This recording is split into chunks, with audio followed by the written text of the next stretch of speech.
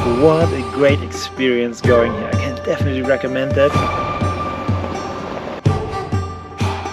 I mean, look at this profile. Better than you?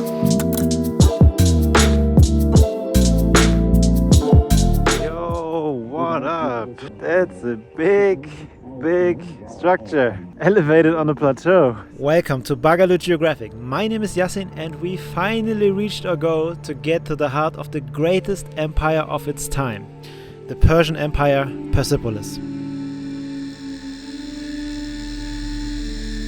And we begin our exploration tour with a real highlight, by passing through the most famous gate of the former imperial era. A gate that people walked through 2000 years before us to pay a tribute to the great king of the Persian Empire, the Gate of All Nations. The Gate of All Nations was the grand entrance into the city of Persepolis. It's a symbol of the Persian Empire's power and unity.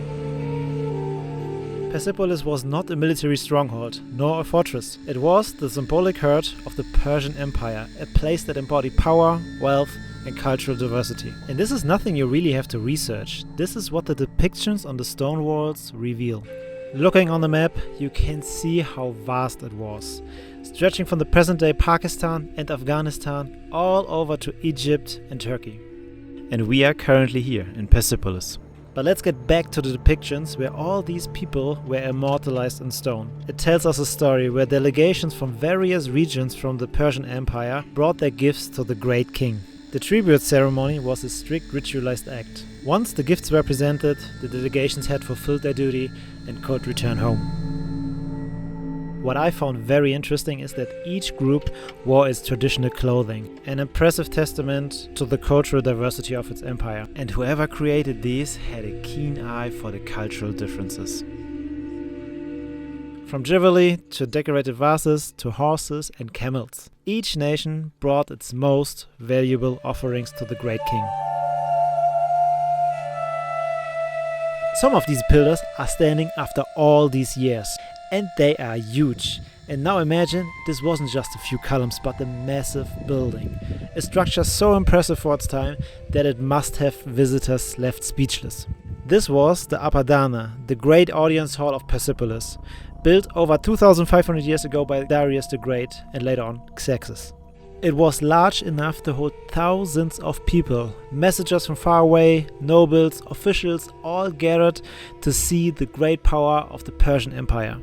And this might be obvious, but you have to imagine, back then the hall had a giant rooftop supported by these pillars, decorated with detailed carvings and bright colors. Today only ruins remain, but they still tell a story about the once great civilization. Guys, what a great experience going here. I can definitely recommend that. And not only this side, there's also another side which is not that far away, where we have been yesterday searching for a parking lot, but we didn't find one, so we went to Persepolis right here to a parking lot, which was very pleasant, very nice. And today we will visit two other sites actually. We met another guy which is called Aman, and he said he's going there, and I said, yeah, why not? Let's join forces and go there together and have a great time there, because there's a lot to see. There's actually a lot to see in this area. I'm really enjoying it, but now we have to get everything ready so that we can move on. And what we have to do for that is, you guessed right, we have to get the tire into the car, and that's not that easy actually. If you missed the last episode, just to give some context, we had an unscheduled rapid tire disassembly while driving 100 kilometers per hour. And this is why we have to take care of the broken tire.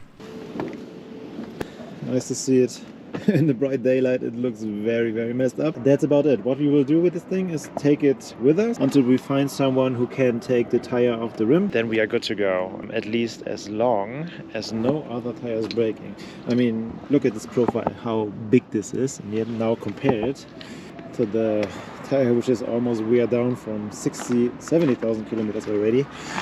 Yeah, and it also has like some scratch marks at the side walls, which is not very nice. Therefore, we have to be a little bit cautious because we don't have a spare tire anymore. Okay. without destroying anything. Okay.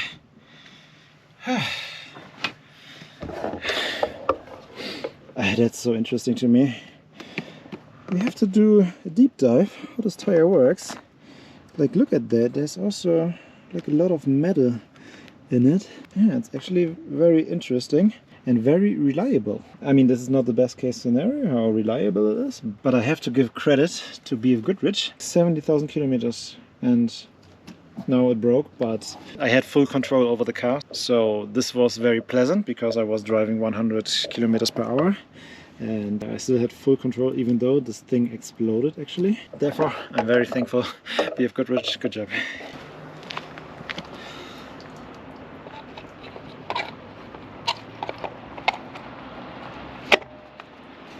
Better than you? And now we are on the way to another interesting site, which is only 12 kilometers away from Persepolis. And what you can see here are the tombs of Darius the Great and Xerxes. They are believed to be buried here. However, we won't be visiting them today as we are heading to another fascinating place about an hour away. A site which is of great significance for Iranian culture. In fact, they even have a holiday dedicated to this place. I'm talking about the founder of the great Persian Empire, Cyrus the Great. And this right here in the middle of nowhere is a tomb of the one guy who started the Persian Empire. It's actually in the middle of nowhere because nothing around. We had to drive like an hour to this side from the last. And what we found is a little bit underwhelming, but still very interesting. His name was Cyrus. And yeah, as I said, he started the Persian Empire. But still, there are a lot of people here who are visiting this place because it's very famous here in Iran. Oh, I was wrong. I learned something new. This is not just this tomb in the middle of nowhere. There was a big city up here, and if you see it, maybe in the far back, there are still some remains.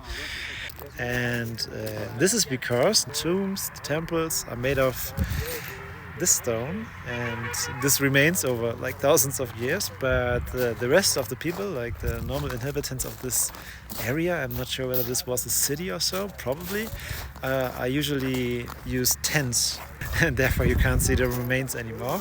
Okay, we have to do one more thing, one more task today before we keep it chill and relax, which is getting rid of this tire. We have to keep this rim, but we have to get rid of this tire, and therefore we have to ask somebody who can help us with that. And it didn't take long until we found someone. I'm not gonna lie, I love watching machines doing its work.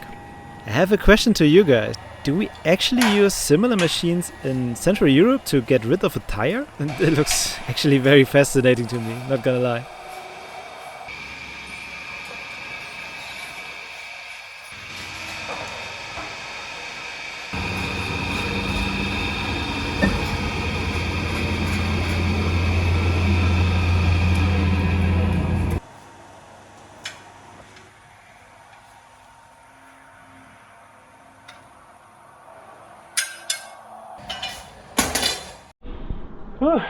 Okay, last task done for the day. Sometimes tasks are very chill. It was very quick made. This guy, oh, he's already gone. It was like 5 minutes of work. Very interesting to see how this works. And now we have to put this rim back where it belongs. And this is under the car, but I don't do that. Maybe today. Do I do it today? I'm not sure about that, but let's see what happens. First of all, we have to find a place where we can chill.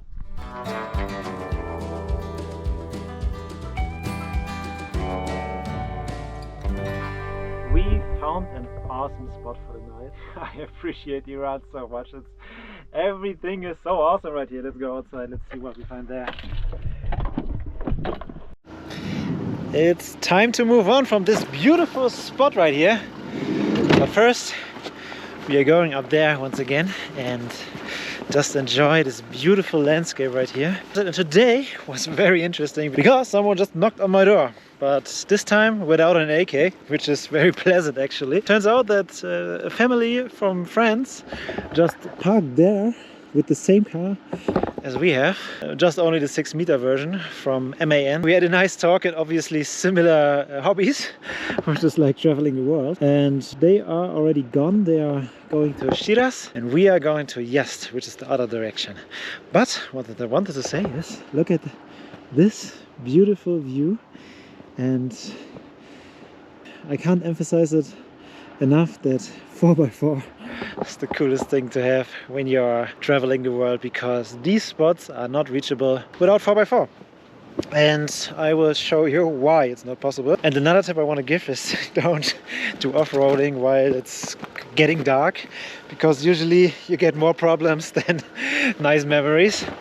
But yesterday everything went fine, and we came here in the evening and drove up here. I can't really show on the camera how steep this is, but it actually is steep, and I had to pick the right line. There was one technical section, which is this one, and I tried to go up this way, but that wasn't really possible because 2 wheels in the air, which is not really nice. And then I sat back just a little bit and went this way up. It looks a little bit more steep, but there's way more control if you go on this side than on this side. And now we have to go down again. As I said, it's only this little section right here, and it probably does not look as steep as it is, but it is actually steep. I'm trying to find a good position for the camera so you can see how steep it is, but I'm not sure how to do that. Let's see. I have to repeat myself when I say that the BF Goodrich mud terrain tire have been performing like this for an incredible 70,000 kilometers around the world, with only one tire failure so far. In my book, they are extremely reliable and trustworthy. There are obviously some downsides to it, but this is something for another video. If you would like to hear more about the tire topic, let me know in the comments. Just let me add this. Originally, we planned to replace them after only 40,000 kilometers when we were in Thailand. But we decided against it because they still had plenty of tread left. And as I mentioned already, it's about time to get new tires. All the tires have some cuts on the sidewall. So now I'm on a mission, searching everywhere to find a new set of tires. I lost a little bit of braking power, not sure how to phrase it, but I wasn't able to bring this thing to a stop for a second. I tried, but it was still safe. The car does not have a lot of flex, so therefore sometimes the wheel goes up and makes things complicated. But everything is cool. We have, I would say, enough experience with sections like that. I wasn't really too concerned about the section, to be honest. Still, every time interesting to drive them, because you always have a little bit of adrenaline if you do it. Doesn't matter how often you do it. Now we are heading to Yazd, another city along the Silk Road. But there are still quite a few kilometers ahead of us. Let's see what happens along the way. If we surprisingly make it without any detours, our mission to find new tires begins. And if you want to be part of this mission, hit subscribe and consider pressing the like button if you enjoyed watching this video. See you in the next one.